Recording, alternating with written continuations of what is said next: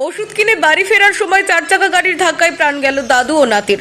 ঘটনাটি ঘটেছে পশ্চিম মেদিনীপুর জেলার রামজীবনপুর বাসস্ট্যান্ড সংলগ্ন ঘাটাল আরামবাগ রাজ্য সড়কের ওপর। জানা যায়, বাড়ি থেকে বেরিয়েছিলেন দাদু নাতি ওষুধ কেনার জন্য। ওষুধ কেনার পরে বাড়ি ফেরার সময় অত্যন্ত গতিবেগে আসা একটি 4 চাকা গাড়ি তাদের ধাক্কা দেয় এবং ঘটনাস্থল থেকে পালিয়ে যায় ঘাতক গাড়িটি। ঘটনাস্থলে লুটিয়ে পড়েন দাদু ও তার বছর 2-2.5 নাতি। তড়িঘড়ি এলাকায় লোকজন ঘটনাস্থলে তাদের রামজীবনপুর সুস্বাস্থ্য কেন্দ্রে নিয়ে যায় এবং সেখানে চিকিৎসকেরা দুজনকে মৃত বলে ঘোষণা করেন। এলাকায় নেমে এসেছে শোকের ছায়া। দুর্ঘটনার ফলে দীর্ঘক্ষণ অবরুদ্ধ হয়ে পড়ে ঘাটাল আরামবাগ রাজ্য সড়ক। অবশেষে পুলিশের তৎপরতায় যান চলাচল স্বাভাবিক হয়। ঘটনা বলতে আমি রাস্তা দিয়ে পেরিয়ে এসেছি, দেখছি একটা এখানে একটা যানজট হয়েছে, একটা অ্যাক্সিডেন্ট হয়েছে। ঠিক আছে, অ্যাক্সিডেন্ট হওয়ার পর দেখছি দুজনকে একটা গাড়ি মেরেছে, মেরার পর চলে গেছে। আমরা স্থানীয় লোকজন তাকে হসপিটালে নিয়ে যাওয়া হয়েছে। তারপর পুলিশ প্রশাসন এসেছে, খবর দেওয়ার পর গাড়ি বেরিয়ে চলে গেছে।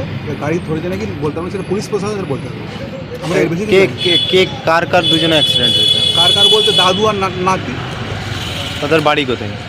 বাড়ি বাইরে, বাড়ি এখানে ভাড়া থাকে এখানে। এই রামজীবনপুরে ভাড়া থাকে? হ্যাঁ। মানে কি জন্য বেরিয়েছিল কিছু জানা যাচ্ছে? ওষুধ কিনতে এসেছিলো তারা, ওষুধ কিনতে এসে তারা রাস্তা ক্রস করছিল, তখনই অ্যাক্সিডেন্টটা হয়ে যায়। ওষুধটার নাম তারক মেডিকেল, ওখানে ওষুধ কিনছিল আর কি। দিয়ে তাদেরকে কোথায় নিয়ে যাওয়া হলো? হসপিটালে, রামজীবনপুর হসপিটালে আছে এখন। কি অবস্থা এখন জানা যাচ্ছে? আছে, দুজনে মারা গেছে। ওটা আমি ঠিক জানি, বলতে পারবো না। আপনার নাম? বাবুল্লাহ। বাড়ি? বাবুল্লাহ। বাড়ি 6 নম্বর রামজীবনপুর। আর দুর্ঘটনাটা কোথায় হয়েছে?